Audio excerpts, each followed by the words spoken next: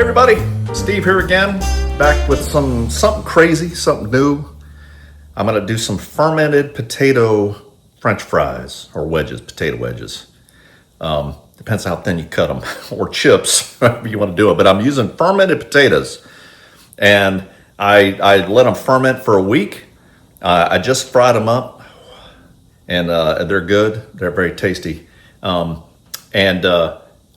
all the directions, all the ingredients, everything's down below.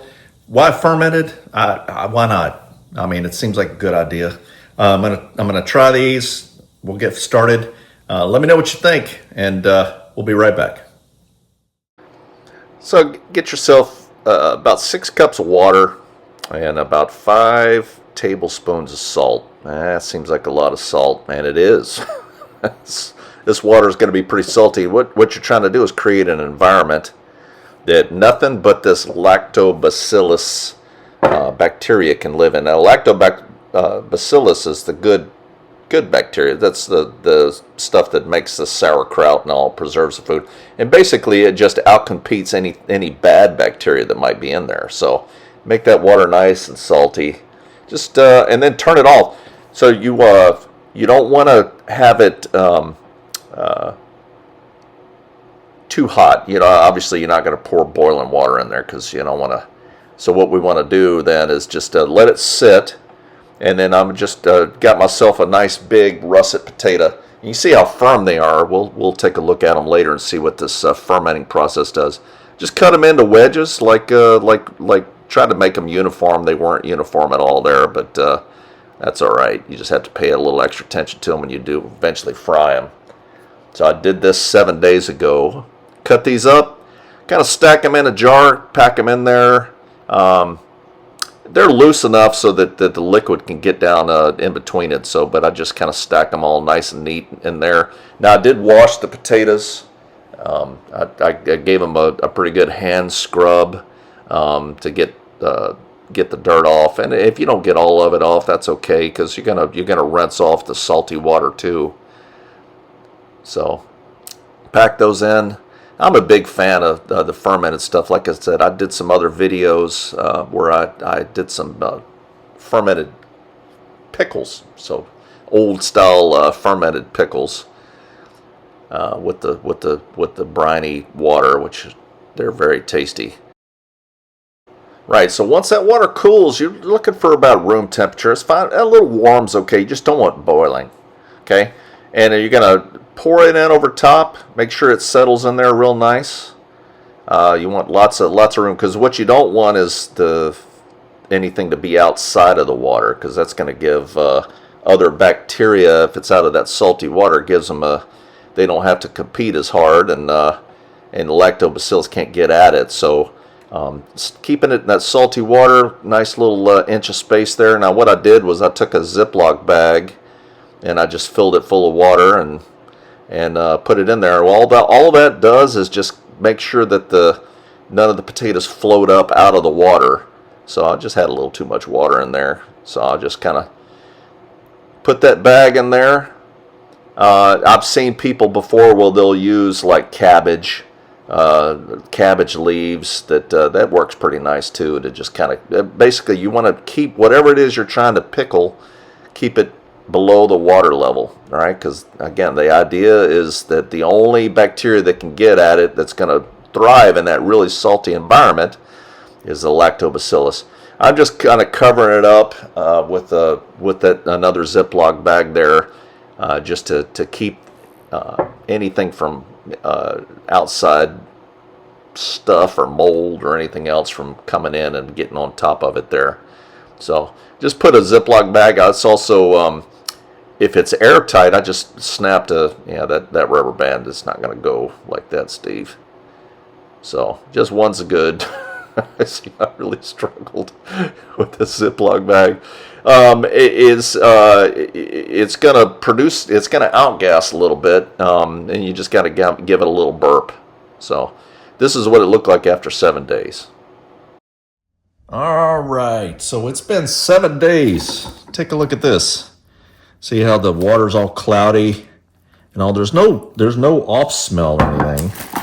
Take the top off here. So there's a little bit of bubbling. There was when I picked the jar up. You can see the bubbles that have kind of come up. See them on the bottom of the bag there. So this bag again was just to kind of make sure that it stayed below the water. So the idea is you make the water so salty that nothing can survive in there but lactobacillus bacteria, which are good for your gut health. So this is the potatoes they're not rigid anymore. They're kind of rubbery. And you know, that's the thing with fermented food is basically pre-digested. It's not very appetizing to think of it that way, but that's essentially what's going on. That's why it's so easy on your stomach and probiotic. So now I wouldn't drink this water. I would not. But like when I've done fermented pickles. That pickle water is actually pretty tasty and it's good for you. You know, like pickled pickles like you buy in the store made with vinegar. There's really it's kind of dead.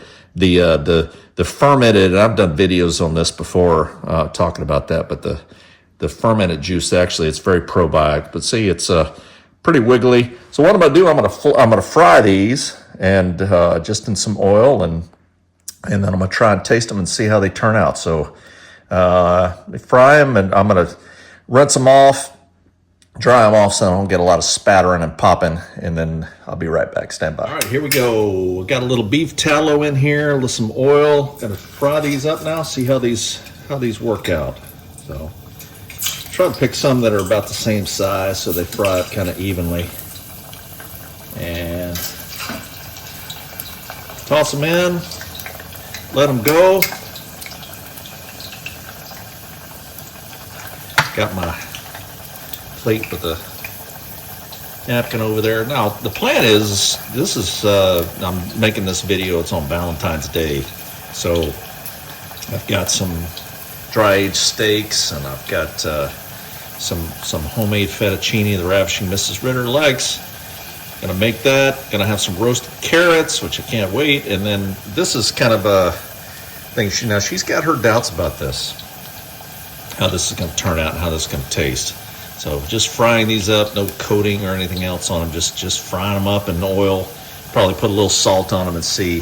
What I hear is that they kind of have a vinegary taste, like a Pub's kind of chip, you know, soaked in malt vinegar. We'll see. Fry these up, see how these turn out. I can't wait. So just fry them up like French fries or potato wedges here. I suppose you could put some of them in the oven, but I'm not gonna do that. I'm gonna fry them because I like fried. Fried's good. So anyway, we'll come back, take a look and see what they look like, and then be right back. Stand by.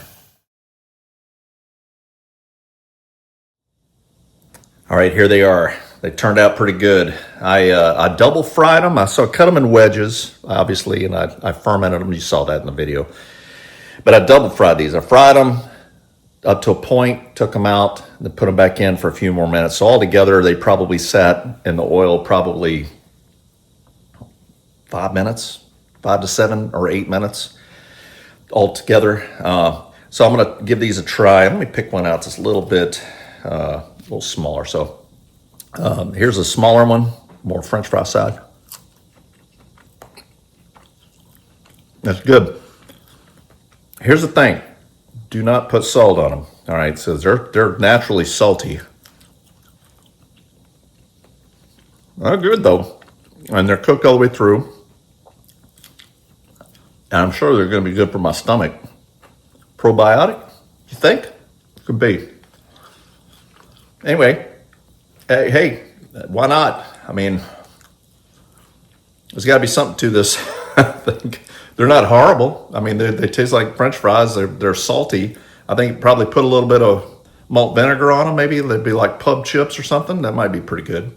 So anyway, give them a try. Let me know what you think if you do try it, or if you have tried it, or if you got a better way of doing it. I'm all ears. So let me know. Until then, it's Colonel signing off, saying see you later.